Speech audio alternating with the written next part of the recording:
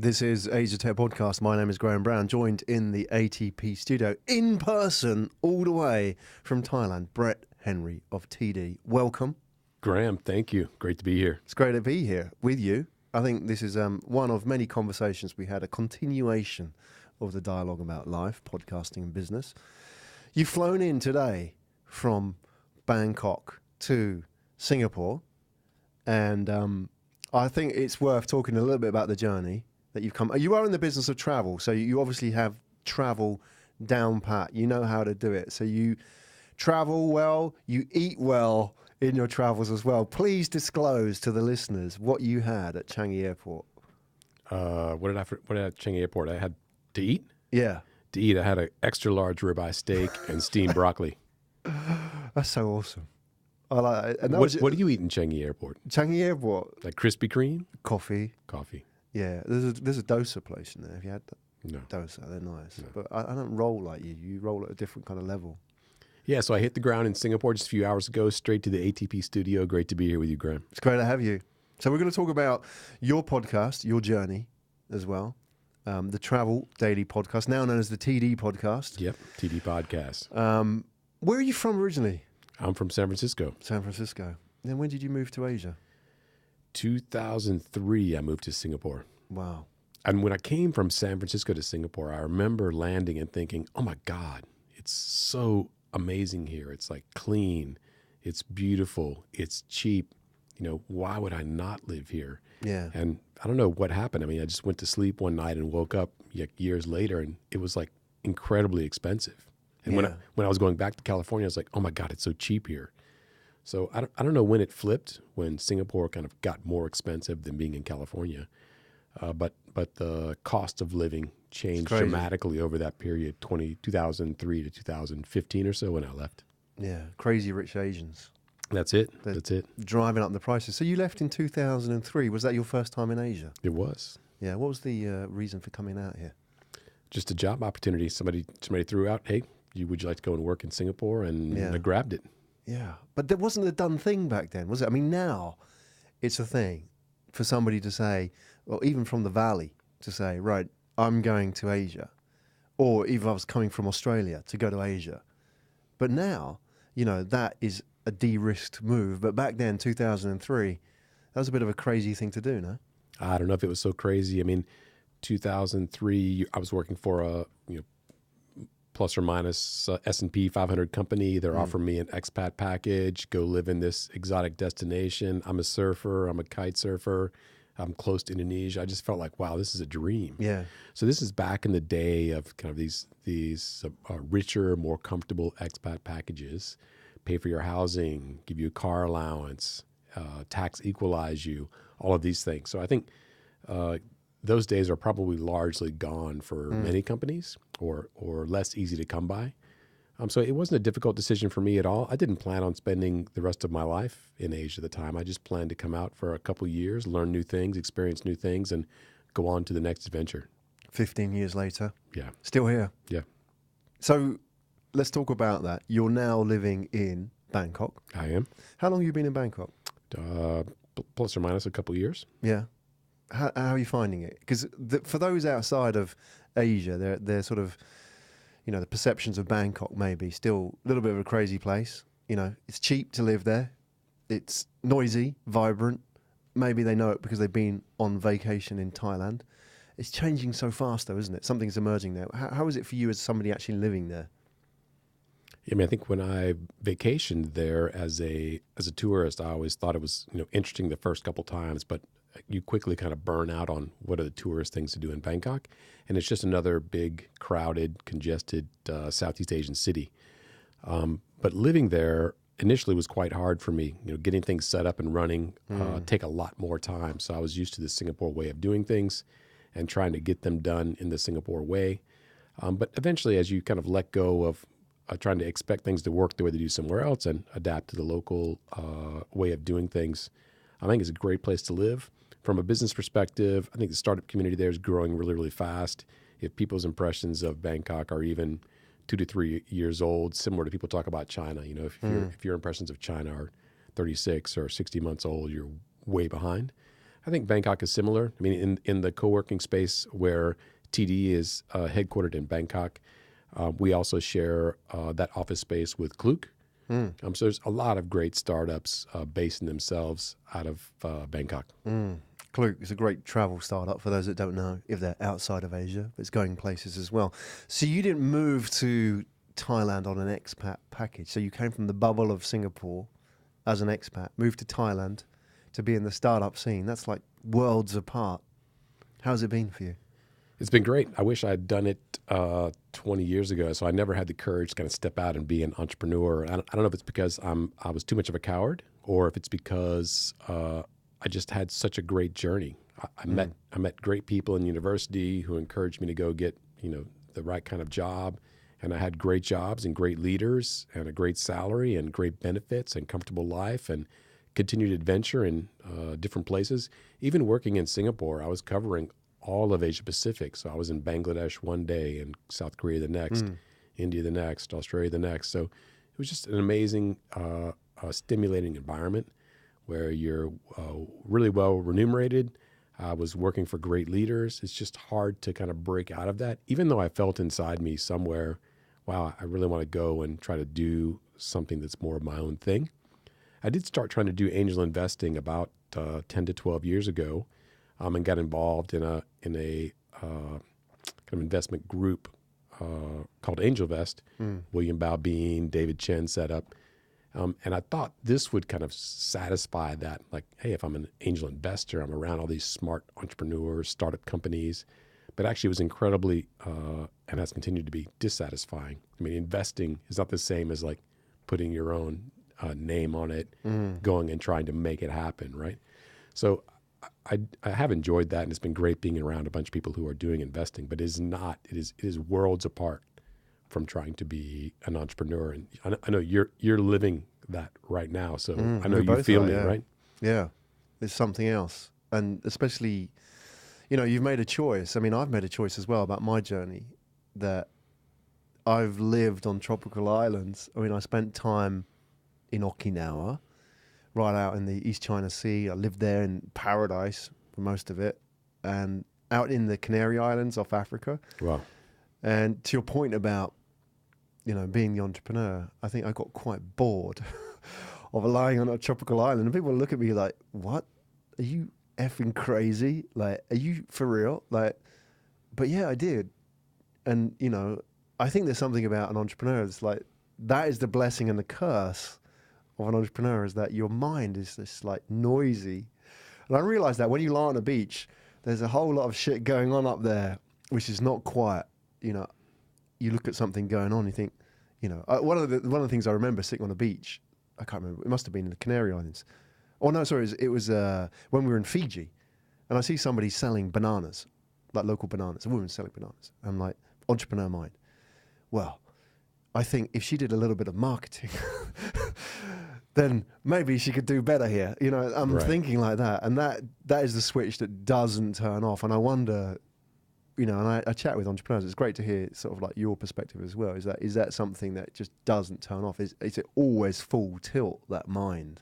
So I mean, is that what drives you then into a place like Bangkok to say, look, I really feel the energy here to build a business? This opportunity just came up in Bangkok. So I didn't choose Bangkok proactively. This opportunity came up. It's somebody I knew was running this business previously, and asked me to come take a look with him and see what we could do. So I didn't choose this, but I did want my next thing to be, let's go try to be an entrepreneur. And it wasn't because it's the right time in my life. It wasn't anything other than I just decided, whatever, I'm going to go do it. We were talking earlier about Gary Vee, right? Love and hate for Gary Vee. I got both love and big hate for Gary. But one of the things that he riffs on, one of the few things, because he's only got a few topics, but one of the topics that he riffs on is the idea that, you should kind of love what you do every day, and if you're living for Saturday, you're probably fucking it up, right? And I definitely live my life for the weekends, man. I always had some kick-ass plan going on the weekend. And if my boss, my last boss is a guy I respect more than anything. His name's Roshan Mendez, still at Sabre. But I remember when he came in as my boss few weekends after he started working, he asked me, "Hey, I need this document. It's like Saturday." I'm like, "Well, dude, it's like Saturday." He's like, "Yeah." And I was like, "Oh," I was so pissed. He's like, "He's fucking up my Saturday." Mother. Anyway, I just, really remember this feeling. And there's, other times, but really rarely in the corporate world do people kind of screw with you on the weekends. When they do, they really apologize about it because they know, oh, this is like your time. And so it's really great to be working somewhere. And I totally get this thing from Gary Vee around, if you're living for Saturday, you're missing it. You're not doing the right thing. And that now, when it's the weekend and I can't quite get people responding the same way, I'm like, damn, it's Saturday. That's why. Yeah. Because I'm still going excited, thinking about it. And it's great to be working with a team of people. And I'm really gifted with the team at TD. I mean, these guys are also like in it to win it, I don't know if they're brainwashed in this China 996 thing, but they're just largely always available. And if it's Saturday afternoon, makes the best sense for us to get together, they do it. And nobody ever says anything. And I feel like everyone's happy to be there. Maybe later I'll listen to a podcast where some guy's complaining about Brett Henry, a boss who been working on Saturday. Anyway, and I love that about what you're doing, Graham, because we're here now. It is, 7:30 on a Monday. And you told me this Monday was your staff's day off. Yeah, because we were working Saturday. Yes, but you came in to record with me because I was in town. Yeah. So it sounds like you and your team are living what you are, loving what you live, living what you love. Yeah. That's what it's about, though, right, Brett? Because he's like, I've been in different situations where I've recruited people, and it's been like, Saturday, get the fuck out. Never in those words, but he's laughing now because he knows exactly what I'm talking about. But it's like, oh, well, if I come in Saturday, can I leave at 5? Or, those kind of, I'm all done now. Can I leave at 4:30? All those kind of conversations. And we don't need to do this, right? And you're in the shower in the morning thinking about coming to work. And the last thing you want is that feeling like, oh, fuck, that person's going to be in the office today. You know what I mean? Like when you're like 19, 20, you just suck it up and you do it. But like when you're older and you can make choices, you're like, do I actually have to come and sit and go through that and sort of, have to kind of edit myself to be around these people? Like when you're around with people like your team who are like, yeah, let's get it done. That lifts you up. Yeah, for sure. That's what it's about at the end of the day. The second thing I'll say I learned is that people always said, being an entrepreneur is so hard and so much pressure and stress. I always thought that's a bunch of bullshit. I mean, come on, it's just like any other job. Why are you guys trying to glorify yourselves? But when I listen to people like you talk about your business or other people doing it, now that I'm actually doing it, I feel it, man. It's like one day you're on top of the world. You're on the front of the Titanic. I don't know what that statement is that, Jack says, but I feel like that. Yeah. And the next day, man, I'm at the bottom of the sea with cement shoes. I feel like with the fishes. It's over. It is officially over. And you really do feel those highs and lows. Yeah. And you have a connection and a sense of responsibility that I've never felt doing anything else in my life. Yeah, love it. Love it. You're right. Absolutely. I think, you take the, it's like travel in a way, when the difference, I think, going back to travel, it's like, there's a difference in life. You can travel through life or you can be a tourist. And I think, as a traveler, there is no middle ground. The highs are high and the lows are low. If you ever backpacked anywhere and like you're hungry and you're in survival mode and like somebody asks you something, you're like, fuck off, because you're like hungry and you haven't slept. And then the next day you're like, woohoo, it's brilliant.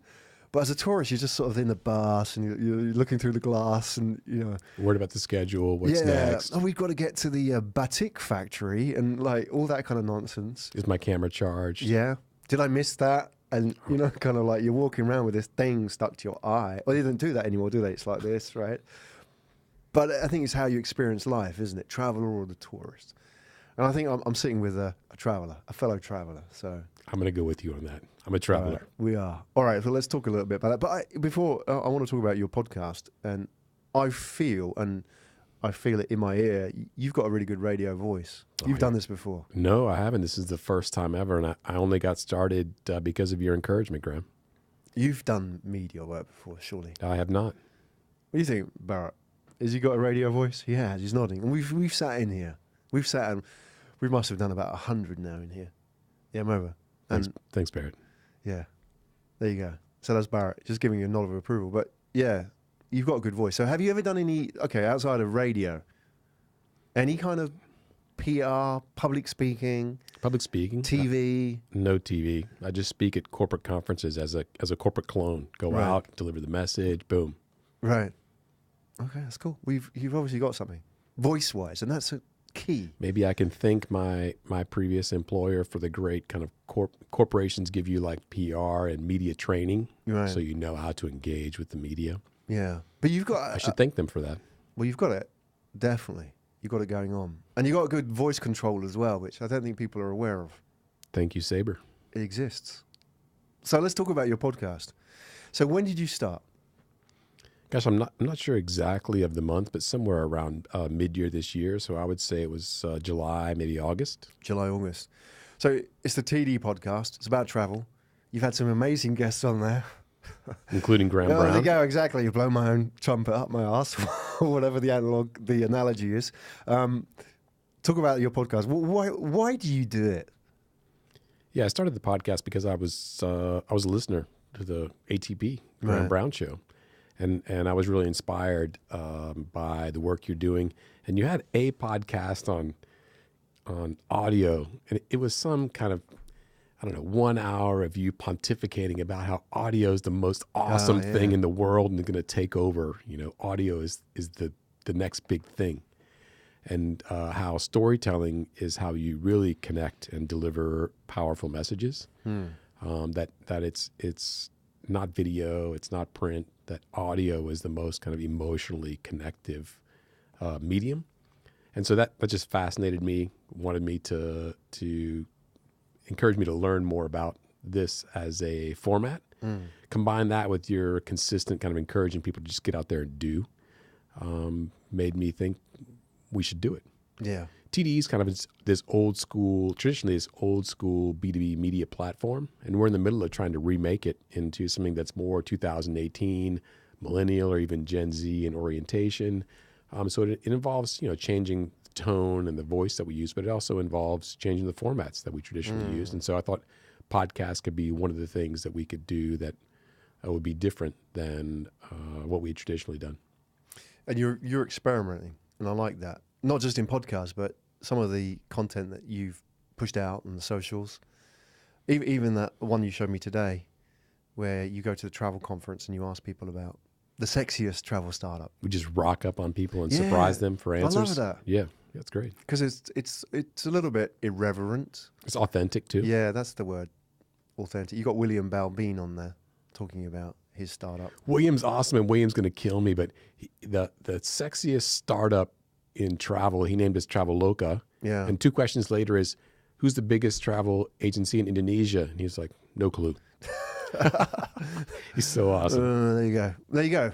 But That's what happens when you rock up. Exactly. You catch people. Yeah. But I think they like that because there's a real move, isn't there, in media now to portray people as the more human as possible. And you see a lot, sort of, for example, like celebrities sitting in cars doing karaoke or coffee with comedians or trying to come across as normal.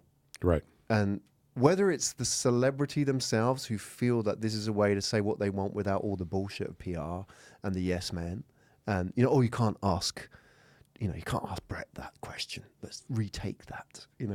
That's out of the way. And if you're constantly in that sort of PR world, it must be quite frustrating.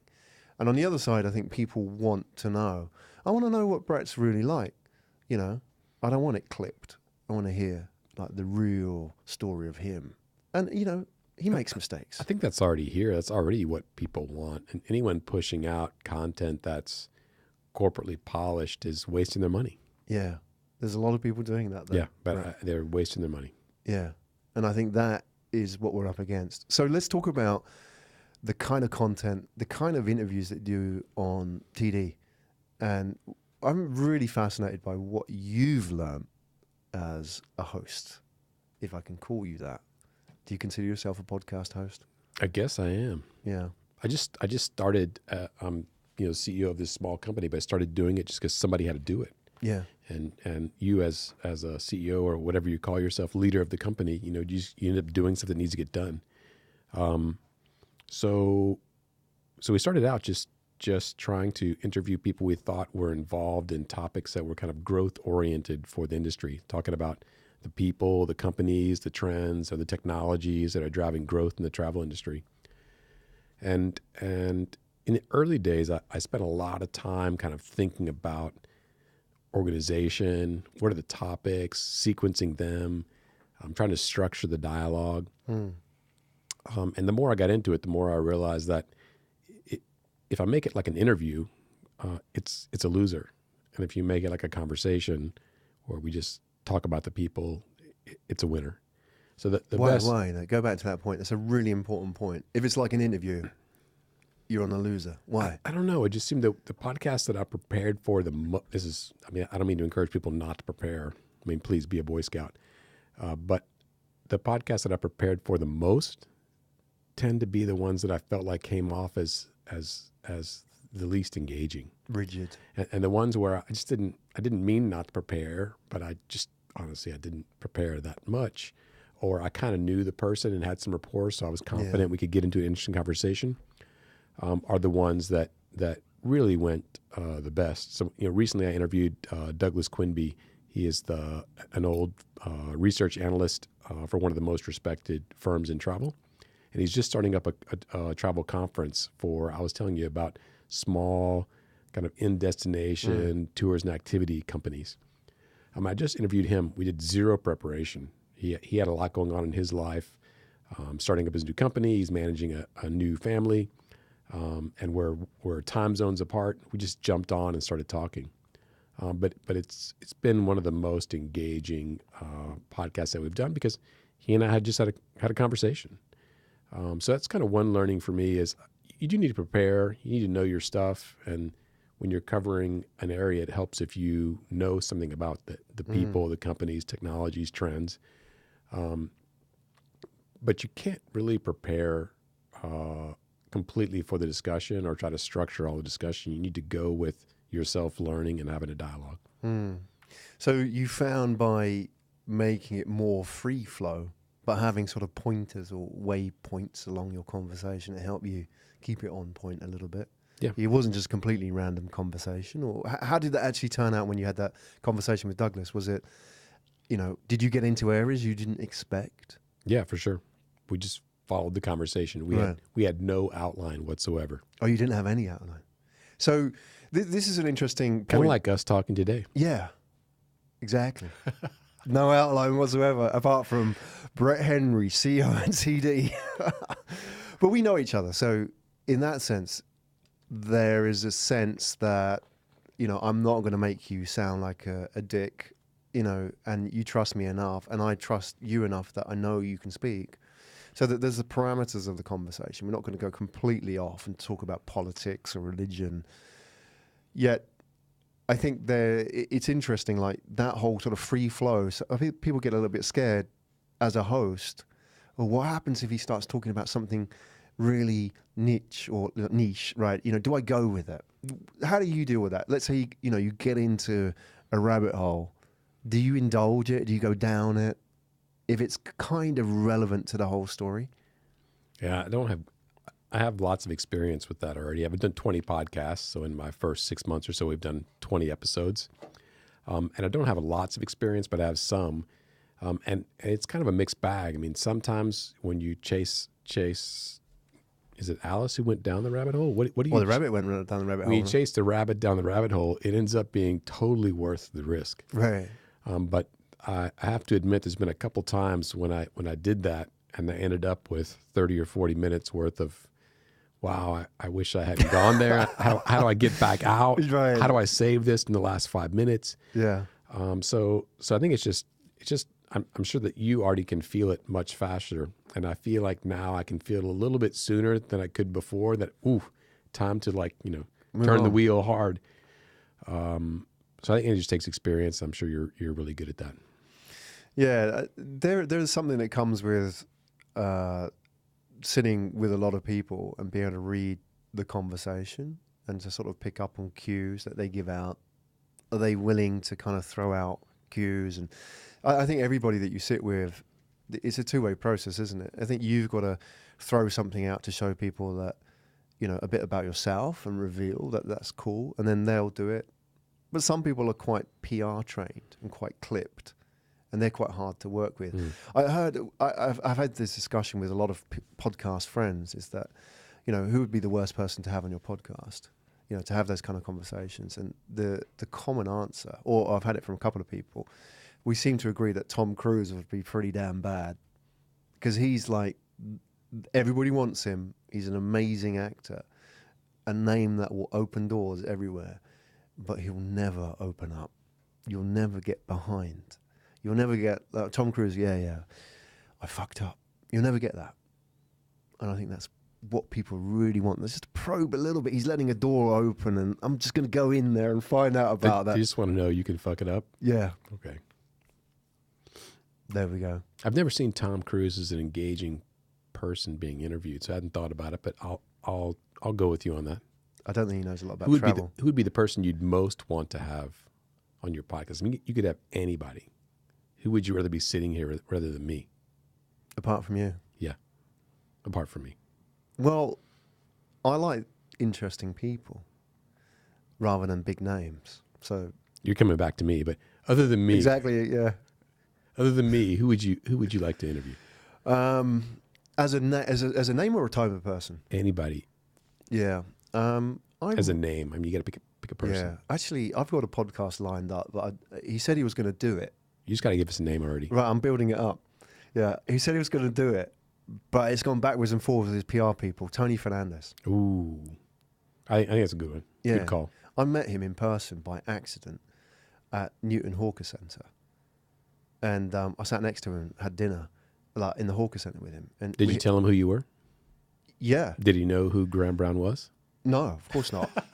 But I didn't know who he was. That was the embarrassing part. And because he was sitting there, and my mate Stuart, we did a podcast. We went for dinner. He was there with his wife, and it was Friday night, really busy. No tables. Newton Hawker Centre is quite busy anyway. A couple came up and said, do you mind if we sit there? And I said, yeah, sure. I moved my coat, and they sat down. We went off and got our dinner. They went off and got theirs and came back, and they were chatting away. And he starts asking questions, because we were talking about startups, and Stuart runs a med tech startup, so he was talking about it, and we were chatting away. And he said, what do you do? And Stuart says, med tech devices, medical devices. And he started talking about it, and he asked me, and I said, asiatechpodcast, this is what I do. And I turned around to him and said, what do you do? And he goes, I run an airline. Oh, God, it's you. I recognised him. But I thought we really chatted in depth, and I thought he would be really interesting, because he's like a bit of a maverick. It must be awesome for him. It's great to be able to sit somewhere and not be recognized. So yeah, I think he likes that. Yeah. So sure. To answer your question, I'd love to have someone like him on, and I hope he's listening. I'm sure he's coming soon. Should we get him on yours, actually? It could be a joint podcast. Maybe we can do that, a three-way. All right, Tony. Tony, we're reaching out. What about you? What kind of people do you really like on your podcast? Is it the type of person, or big names? It's not big names. It's just the type of person. So I think everything we just talked about with what makes a good podcast means somebody who is authentic and just going to come and tell their story and what they care about is what's going to be interesting. Anyone trying to come and tell a company story or carry somebody else's line, it's not going to work, because you can tell they're just like trying to figure out what they're supposed to say. So I'm looking for people who are in roles that have the potential to have impact on people or the industry, who I also think are incredibly authentic. And definitely, the podcast I told you about, which is one of the ones that's my personal favorite from our series so far, is this guy Douglas Quimby, who I told you he's authentic.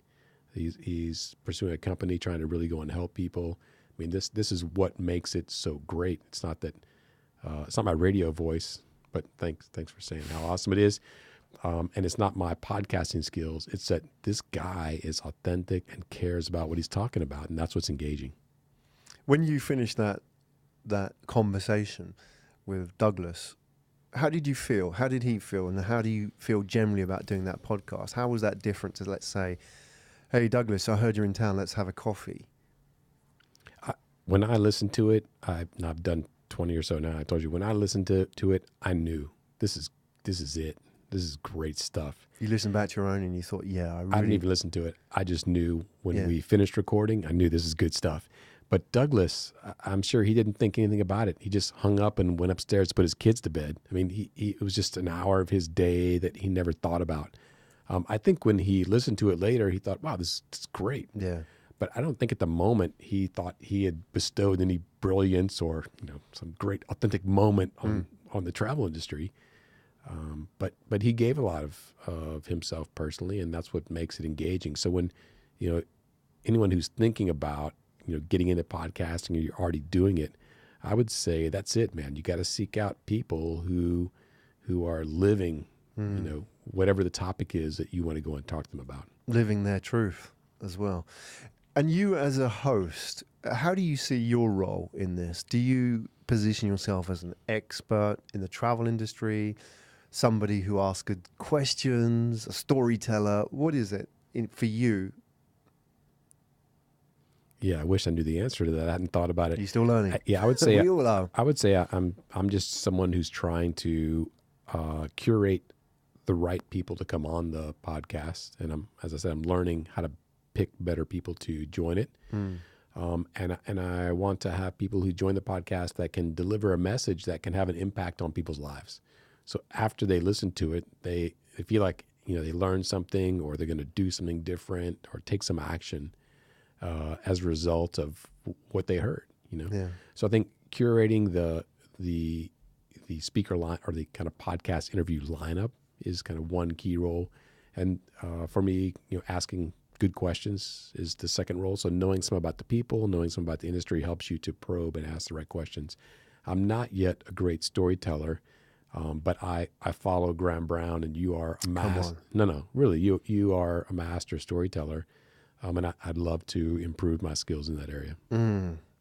I think you are a good storyteller. It's a bit of mutual back scratching here, but I think what we learn in podcasting is listening to some amazing stories as well.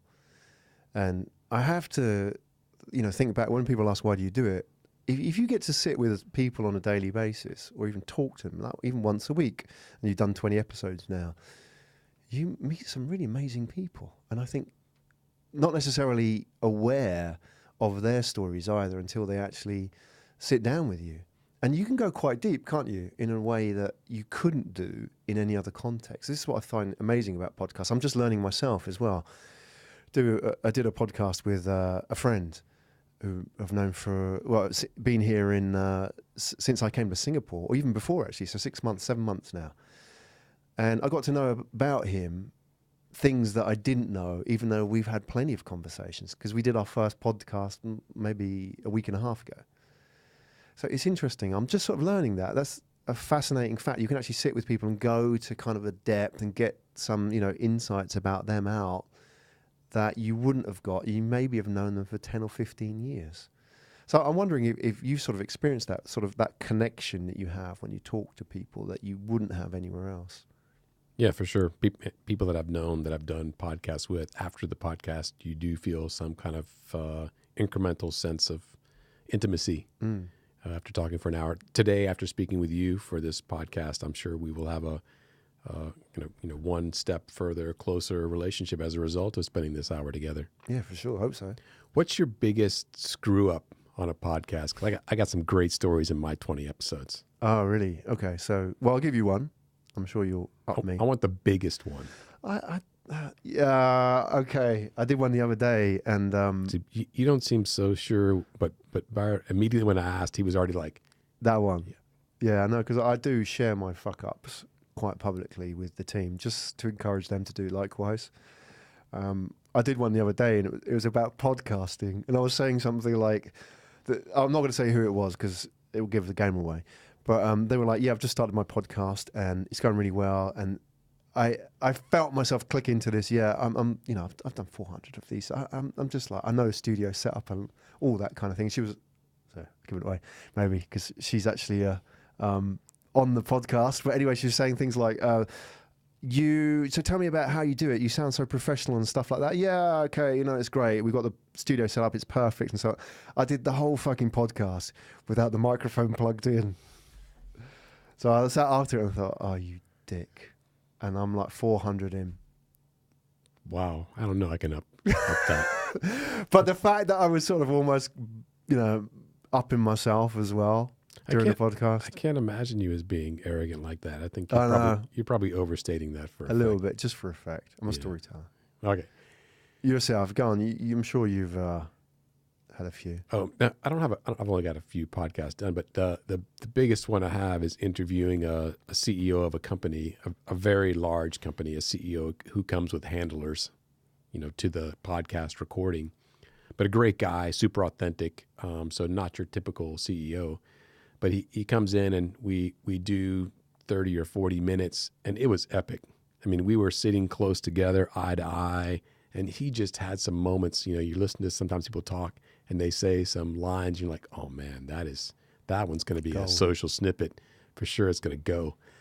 And when we finished the podcast, took off the headphones, looked at my laptop because I'm just recording into GarageBand. I'm an amateur. Looked at my laptop and I had not pressed record. Oh no! Crickets.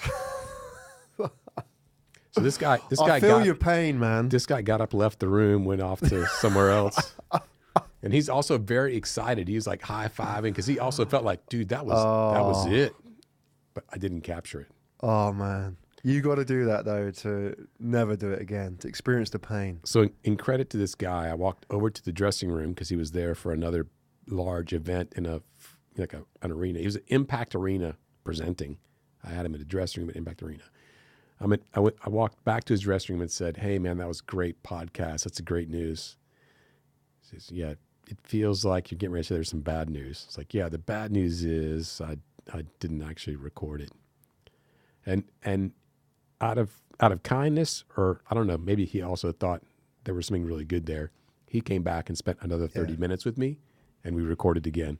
So you got to give props to this guy. Who, of course, all of his staff said, no, can't do it, no time. He came back and did it again, and it's a great podcast. That is awesome. And it's a good lesson as well. You can actually press record. Yeah. Or you can actually say, I fucked it up. Yeah, exactly. Even to a CEO. Yeah. Even with the right guy. But he understands that. That is awesome. But I think the other lesson is maybe get some backup. Yeah. Yeah. That's what I'm learning as well. I'll try to get some tips from Barrett after this recording. Oh, man. That is, great story. So we've done the fuck-ups. I'm sure there'll be more. I did actually have one the other day when I did a podcast, and maybe he's listening. And I did, it must have been about 40 minutes, and a really good podcast. And I got to the end of it, and I got his name wrong at the end. So as I said, so Brett Henryson, like that. That's a good part of audio. You can always edit. Yeah. That's what engineers are for. Exactly. And that one wasn't actually live, so. Yeah. And you're safe. Yeah, I suppose if anyone's listening and wants to know about podcast technique, I said, oh, fuck, I've really screwed up. I said, look, I got your name wrong. And he was just laughing. Let's do that again. Fine. Rather than try and style it out, ignore that it actually happened. I've seen that done before. Try and smooth. They know you've got their name wrong. You're not going to get through that one. Right. All right, so where does it go from here? What have you sort of learned in the podcasting process? What do you think it's done for you? Has it sort of endowed you with any skills, do you think? Or does it honed you in any way? In a sense that 20 in, you're seeing different things, or you feel like you want to explore more in certain areas? Yeah, I don't know about me personally, but what I want to do with the platform is just focus more on the learnings I told you already, which is, really become ruthless around curating who are the guests. So I'm not pushing out big volumes. I'm just doing one every week. So I think for my one a week, I want to find a guest who I am sure is going to be that authentic person who has a position that they're trying to claim and who is trying to make a difference in their respective area. I think that's what it's about for me. So I really want to focus in the next 6 months around curating the guests, and maybe doing more research on my part to make sure I'm prepared to ask the best questions. So those two skills, I'm a question asker, and I'm also a curator of the show. So those are the two things I plan to really focus on. I don't think you necessarily have to have a high-flying person, a CEO, but I think it definitely helps to get audience size if you have a name. So if we did when we do our podcast with Tony Fernandez, our three-way, it's going to have like crazy listener volume, right? Because it's fucking Tony Fernandez, right? But if I interviewed Barrett, he may have the most amazing. I'm sure he has the most amazing story. Maybe equally as amazing as Tony F's. Yeah, no, it could be more fascinating personal journey, and the makings of a great podcast. But it's just harder to get listeners to rally around kind of a relative unknown. And so I think my struggle as a commercial operation is wanting to tell the stories of these authentic people, but having to also set that against, wow, if I get a CEO, my number of listens and people who engage is like 200x versus if I got a Brett on the podcast, right? So I'm kind of struggling with that right now, wanting to stick with authentic leaders, but I also have a mandate to go and grow the business, grow volume, and commercialize it. So how do you justify that? Because that's a common question, isn't it? Like, where's the money in podcasting? How do you justify it to your paymasters, so to speak, or even to yourself, that your podcast is a commercial endeavor? Because people often ask me, how do you make money out of podcasting? How do you answer that? I mean, I just use numbers. So now it's all about engagement. So we're just trying to bring people to our site. We're selling content and advertising there. And the podcast numbers speak for themselves. So we're getting great numbers in terms of time of engagement and also numbers of engagement. Obviously, like I said, if you get a CEO on the show, the engagement's much larger than someone who people don't recognize the name. They're just less likely to click on it. So for me, it's just justified through numbers, and it's a one-man show essentially. It's me out finding people, recording, editing in GarageBand, and posting the show. But I mean, believe it or not, I don't have a Barrett back there. We're just basement tech this thing, man. Yeah, well, you're doing a great job. With guidance from you. So you help me on, hey, what should I get to set up with? What should I work with? You've been a great friend in that regards. Well, no, it's great. I'm glad to see it's really going places as well. And you've doing 20 as well. You've got over the hump. Yeah, I think so. I think there's a hump about 6 to 10. You start with a lot of, momentum, excitement, like with any sort of new endeavor, and then it sort of drops off when you realize, I've got to edit these things. Or I've got to go and get guests, or I've got to go and distribute it, and that kind of thing. And I think if you get through that sort of 6 to 10, then it's promising. It's spinning plates, podcasting. One thing is edit, other thing is get guests. So, you do one and you're not doing the other. So getting a good system in place is really important. I find that. It's like, with any art, there's a good discipline behind it. I got an intro and outro built on Fiverr for like, I don't know, $10 or $30, like this. And when we were picking out the voices, I was working with my editor. He's a guy from the UK named Simon. Not the same Simon as your Simon, but he's the editor of TD, Simon Wilmore.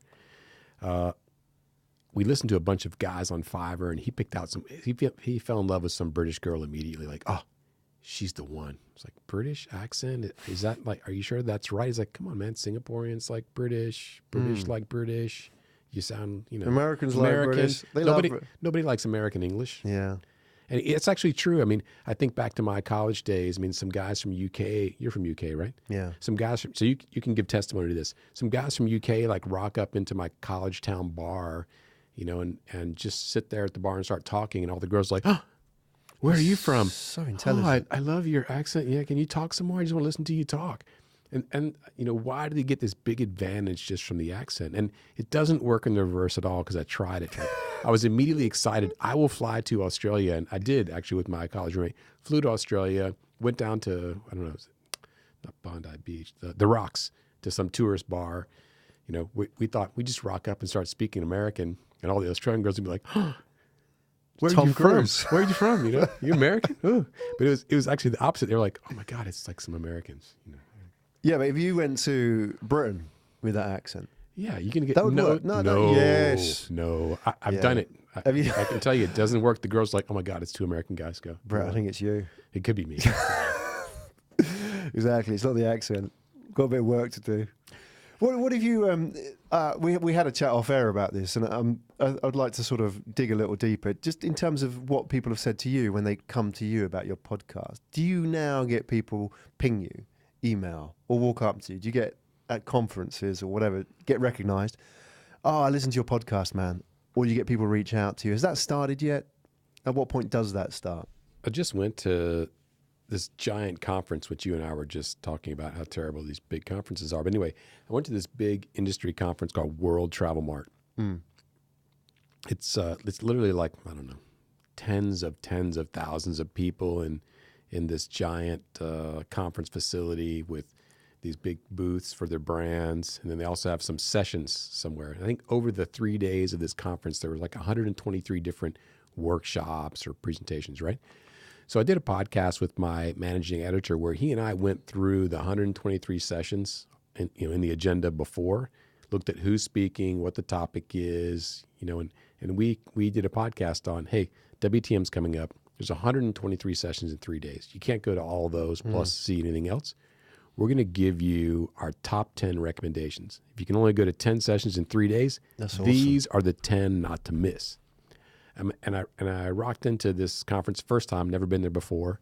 I don't think many people knew who I was, but I rocked into a giant setting. So a guy from Lad Bible was the presenter. Oh, right. I rocked in to hear his speech, and 3 people came up to me and said, "Hey, are you Brett Henry?" Yeah, I'm Brett. Hey, we listened to your podcast. We came to this session because you recommended it as one of your top 10 picks. It's like, yes. Awesome. Yeah. How did that make you feel? It's great. It's great. Did you expect that? No, not at all. Not at all. That's awesome. That is really good. I love that. And it's a great podcast as well. I've never thought about doing something like that. Because you don't think, you've got to think, you know, it's actually useful, isn't it? People will have looked for that. Oh, and it's so fun. I mean, it was because it was 2 of us. It's like Graham's top 5 picks and Brett's top 5 picks. You know, he's giving me his picks. I'm like, dude, why would you pick that? Right, No, a bit of banter. These are the 5 that matter. You know, Yeah. we're both quite passionate about defending why our 5 are the best 5. So you're getting recognized. And out of my 5, maybe 4 of my 5 were good. One of my 5 was not. I apologize to anyone who went to that session. I won't name the presenter.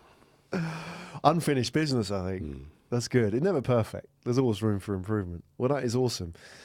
And so, okay, before I let you go, let's do a shout out to your podcast. So, you know, people will be curious. And I suppose with events coming up as well, you're curating their time at those events, recommendations.